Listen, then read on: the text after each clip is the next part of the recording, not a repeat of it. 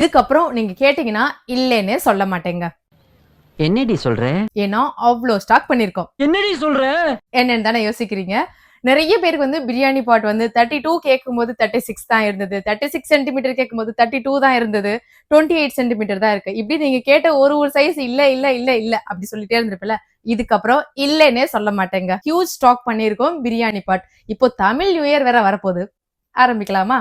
Tamil new year வரப்போதுல அதுக்காக ஒரு biggest ஆஃபரோட தான் வந்திருக்கேன்.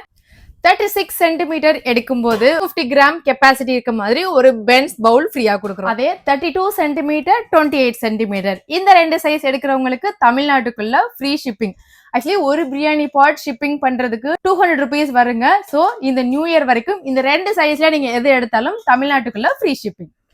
தேர்ட் ஆஃபர் இருக்குதுலே மாசான ஆஃபர்.